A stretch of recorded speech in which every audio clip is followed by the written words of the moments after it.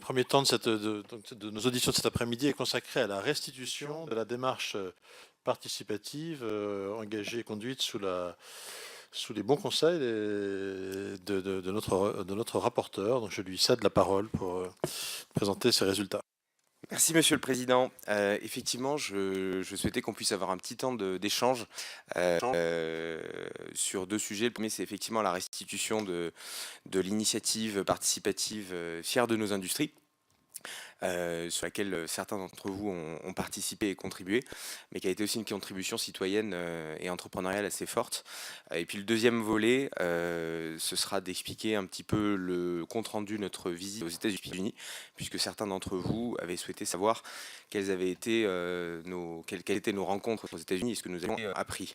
Ce que je vous propose, c'est de parler du sujet pendant une quinzaine, vingtaine de minutes, vous présenter les quelques enseignements, et puis ensuite avoir un échange un peu dynamique entre nous pour qu'on puisse ensemble tirer les leçons d'à la fois de ce déplacement aux États-Unis, mais aussi de cette enquête participative Fiers de nos industries.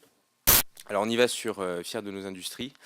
Rapide présentation, excusez le format, j'ai l'impression qu'avec le PowerPoint, les titres ont légèrement disparu.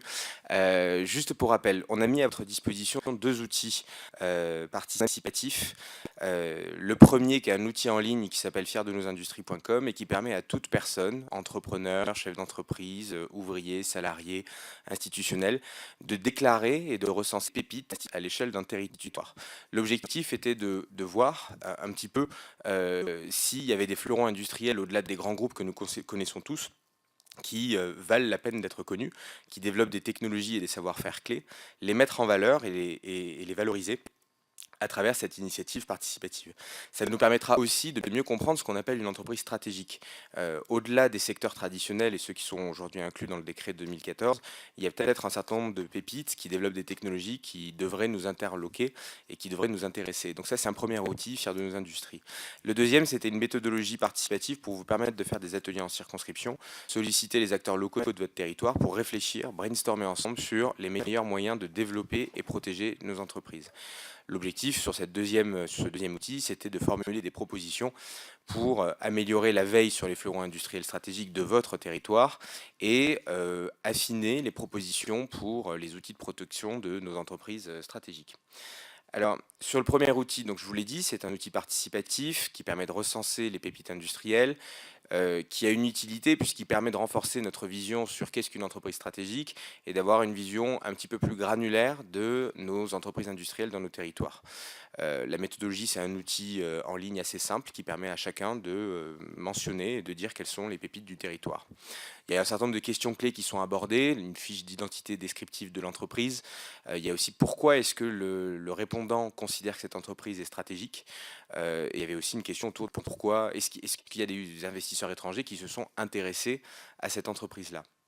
C'était aussi l'occasion de voir quelles étaient les forces et faiblesses de ces entreprises et éventuellement réfléchir avec les interlocuteurs sur ces entreprises-là et sur leurs challenges stratégiques.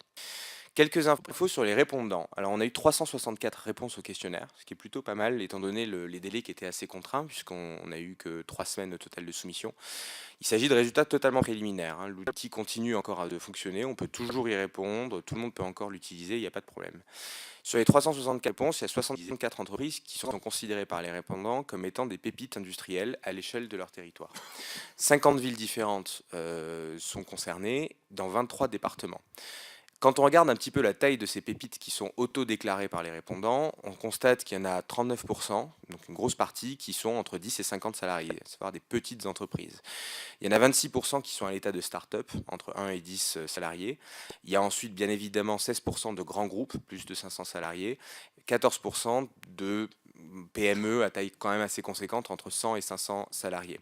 Quel enseignement on peut en tirer? C'est d'une part que les industries, elles sont partout sur nos territoires, elles ne sont pas concentrées juste sur une ville ou quelques grandes villes, elles sont dans beaucoup de départements, elles sont très diffuses sur le territoire et qu'elles concernent toutes les tailles d'entreprise. Ça doit aussi peut-être nous interroger sur les moyens d'identifier ces entreprises-là à l'échelle locale pour avoir une vraie politique industrielle au niveau régional ou au niveau de l'État. On a souvent tendance à mettre le focus sur des gros groupes dont on connaît les noms. on a un petit peu moins tendance à se dire, tiens, il y a une startup qui se développe et qui est en train de créer quelque chose d'un peu stratégique. Et on a un petit peu tendance à oublier le côté PME et les ETI sur ces sujets-là.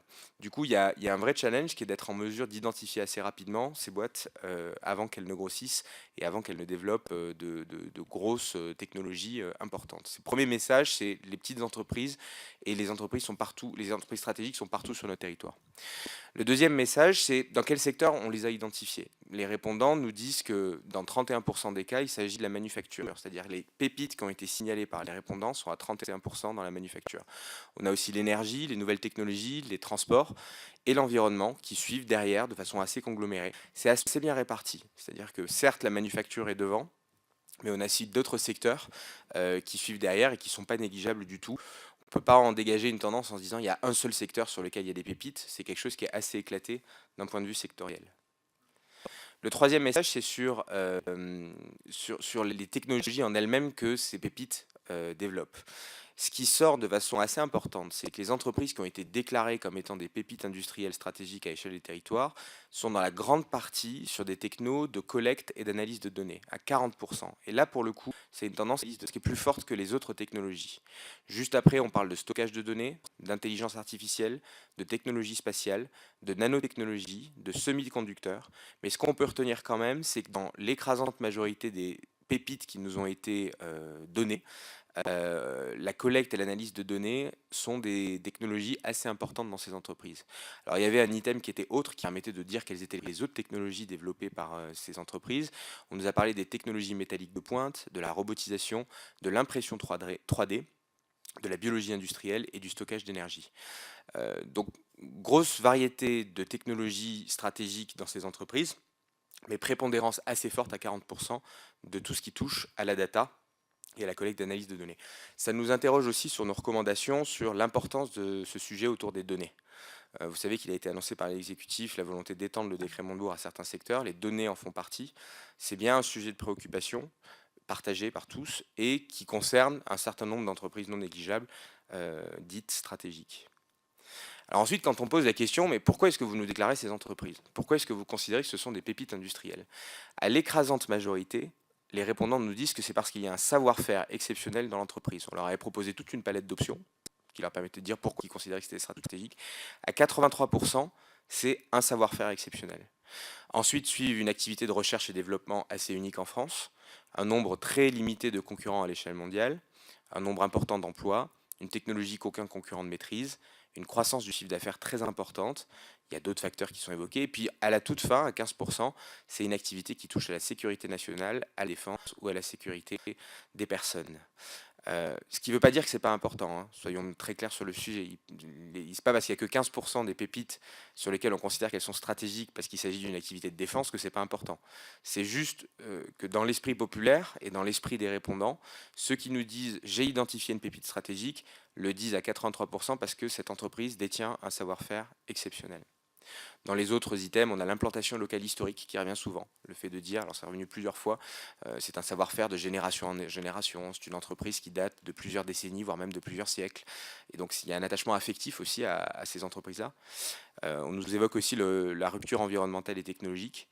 Et puis le lien avec la formation aussi, qui peut revenir dans les autres facteurs de pourquoi est-ce que c'est stratégique. C'est qu'il y a un lien avec l'éducation et avec la formation, la compétence qui est assez fort. Voilà les 5 messages que je voulais vous donner, donc je les reprends au total. 1, les pépites, elles sont diffuses sur l'ensemble du territoire. 2, la manufacture est le secteur de prédilection sur lequel les répondants identifient des pépites.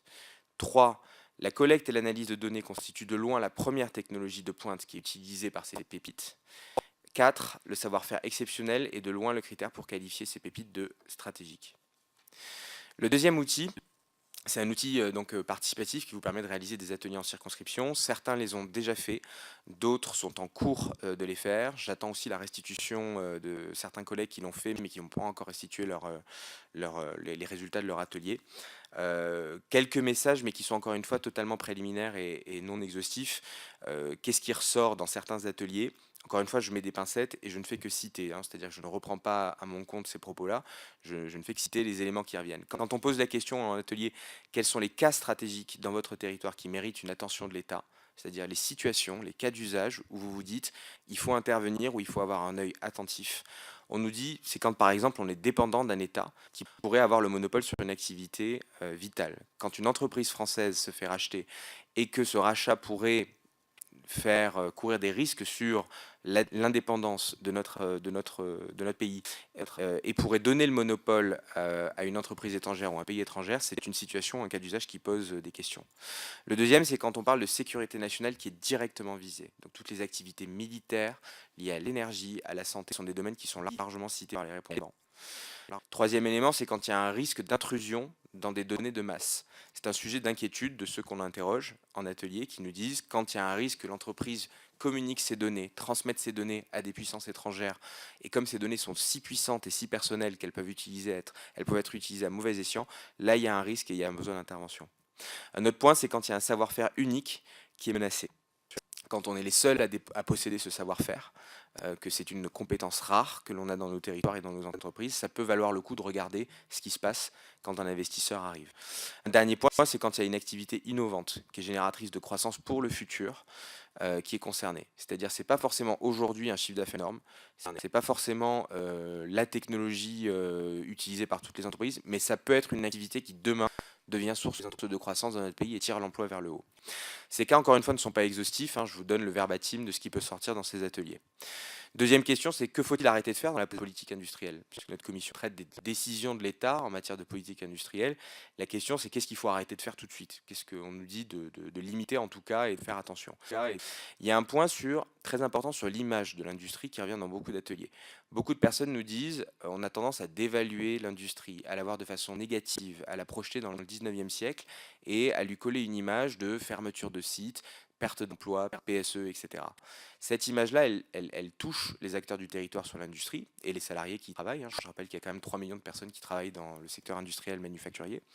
Et il y a un enjeu d'améliorer cette image-là et de valoriser ce que font nos industries qui créent des emplois et dans lesquels on a des salariés heureux qui fonctionnent bien et avec des relations sociales qui sont apaisées.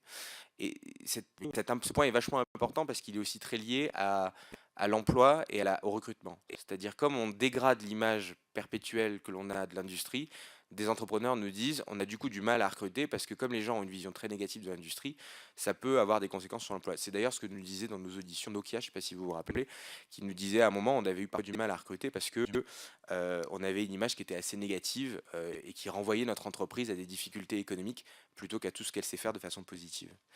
Deuxième point qui peut sortir, c'est sur l'instabilité fiscale et réglementaire. C'est quelque chose qui est aussi sorti d'ailleurs dans notre atelier, notre table ronde avec les économistes et les professionnels de la finance, qui nous a dit attention à ce que vous ne créez pas les conditions d'une instabilité fiscale et réglementaire en changeant les lois trop souvent ou trop vite, ou en tout cas laissez-nous le temps de les intégrer, parce que l'instabilité peut être source de désorganisation de nos industries. Troisième élément, c'est arrêter de traiter toutes les industries de la même manière. Toutes les industries ne sont pas exactement au même niveau, elles n'ont pas toutes les mêmes enjeux, elles n'ont pas les mêmes concurrents, elles n'ont pas la même taille, elles n'ont pas les mêmes menaces. Et donc avoir une politique totalement unifiée venant d'en haut qui s'appliquerait à toutes les industries, c'est un risque que vous nous faites courir parce que vous considérez que toute l'industrie se vaut et que tous les secteurs sont exactement les mêmes. Quatrième élément qui peut sortir, c'est arrêter d'intervenir politiquement toujours, surtout si il y a un risque de croissance dans l'entreprise. La volonté des entrepreneurs n'est pas de tuer leur entreprise, elle n'est pas de la dégrader. Il y a une volonté d'accompagnement politique, mais qui va dans le sens de création d'emplois et de croissance. Mais il ne faut pas que les politiques publiques aillent à l'encontre de la croissance des entreprises. Troisième et dernière question, que faut-il faire dans la politique industrielle de demain? Qu'est-ce qu'on ne fait pas aujourd'hui qu'on ne fait faire demain? Dans les éléments qui ressortent, il y a revaloriser l'image de l'industrie et former les jeunes avec les technologies actuelles. Beaucoup de critiques qui viennent aussi des territoires en disant on a des jeunes qui ne sont pas forcément qualifiés, on est en recherche de chaudronniers, de soudeurs, de personnel qualifié et on ne leur donne pas toutes les billes en termes de formation et d'apprentissage et du coup on en a besoin parce que du coup il y a des emplois non pourvus dans nos territoires. Un deuxième point qui est d'adapter le bassin local d'emploi aux besoins de l'industrie locale, notamment avec une diversité dans l'apprentissage et des liens forts entre les centres de formation et les entreprises locales. Ça vient aussi de ce sentiment d'emploi non pourvu dans certains secteurs et dans certaines entreprises, entreprises, où elles se disent on aimerait bien être associé à ce qui se passe en termes de formation et d'apprentissage pour que ça forme des jeunes qui ensuite vont venir aider et venir bosser dans notre entreprise. Troisième point qui reste, c'est de rester vigilant sur les règles du jeu du commerce mondial et la réciprocité entre les blocs économiques. Un certain nombre d'acteurs nous disent attention à ce que les règles soient les mêmes pour tous. Nous, on ne peut pas forcément investir en Chine, on ne peut pas forcément investir aux États-Unis ou ailleurs dans le monde sans aucune contrainte. On ne peut pas forcément exporter tout ce qu'on veut. On a parfois des contrôles qui nous sont imposés. On aimerait bien qu'on ne soit pas les dindons de la farce, entre guillemets, et qu'il y ait des règles réciproques qui soient entre les pays. C'est-à-dire quand on ne peut pas faire certaines opérations à l'étranger, qu'on ne puisse pas en retour ouvrir notre marché de façon complètement libre, alors que de l'autre côté, nos partenaires commerciaux n'ouvrent pas totalement de leur côté. Donc attention à ne pas nous affaiblir en ouvrant les vannes de notre côté, alors que de l'autre côté, nous, on ne peut pas aller sur ces marchés-là dans certaines circonstances. Donc on veut les mêmes règles du jeu et soyez vigilants à ça. Un autre point, c'est sur mobiliser l'épargne des Français vers les industries de demain et les faire grandir. Le sentiment de se dire, il y a beaucoup d'entreprises qui se créent, beaucoup de start-up, mais on a besoin de les faire grossir et d'orienter l'épargne des Français vers ces industries. Les répondants nous disent souvent que ça les aide à mieux financer leur entreprise, à améliorer leur capitalisation et à pas forcément avoir recours justement à des capitaux étrangers. Plus on aura des entreprises fortes dans lesquelles les Français investissent et les salariés investissent, moins on aura de risques que l'entreprise dise j'ai besoin de capitaux étrangers pour grandir. Dernier point qui ressort, c'est protéger les savoir-faire face au pillage et à la contrefaçon. Il y a une vision assez inquiété et assez alarmiste d'un certain point de vue de ce que d'autres puissances étrangères peuvent faire pour piquer des savoir-faire, piquer des technologies, piquer des informations qui peuvent être utilisées soit pour copier-coller un produit ou une technologie ailleurs à moindre coût, soit s'adonner à de la contrefaçon de façon complètement illégale. Mais donc attention à ce qu'on ne divulgue absolument pas tous nos processus de production parce que le message étant de dire on y travaille dur, on met en place, on met du temps à développer des technologies, on met du temps à développer des process de production qui nous font gagner en compétitivité, on met du temps à former les gens, on met du temps à mettre de l'argent dans la recherche et développement. C'est pas pour qu'au final on se retrouve complètement pillé parce qu'on n'a absolument rien protégé dans notre entreprise. Bon, ces messages-là sont non exhaustifs encore une fois. J'attends les retours de tous les ateliers qui ont été organisés. Merci à ceux qui l'ont fait. Et donc sur l'atelier, sur ces deux outils, donc je vous ai donné les 5 messages clés préliminaires sur la partie quantitative, c'est-à-dire sur le petit questionnaire en ligne, et les quelques verbatims qui ressortent de nos ateliers à ce stade-là.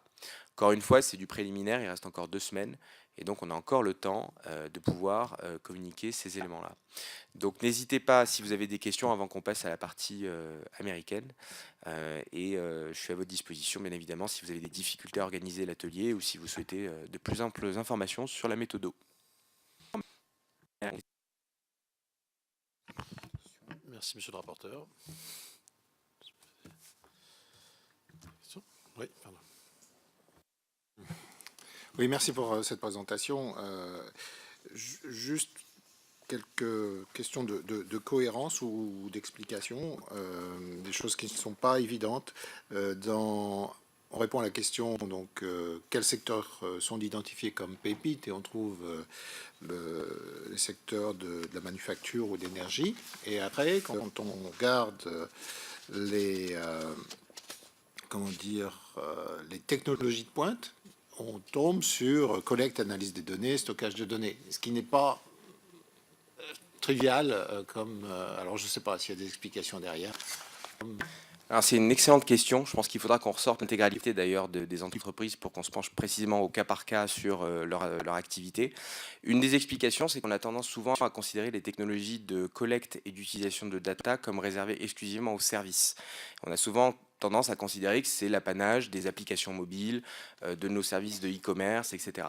Or, on peut avoir des entreprises manufacturières qui gèrent aussi des masses de données et qui utilisent ces technologies-là et qui se disent c'est sensible parce que je fais certes la manufacture, mais j'ai un tas de données qui sont associées à ma production et qui ne sont pas négligeables.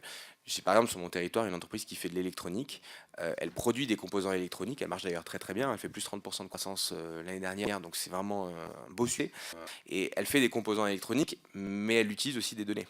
Et elle manipule des données, et elle collecte des données pour ses clients. Et donc du coup, elle peut avoir cette activité manufacturière, qui est son activité principale, et en même temps avoir recours à des technos de stockage et de collecte des données pour son activité, pour développer ses composants électroniques et ses cartes à puce.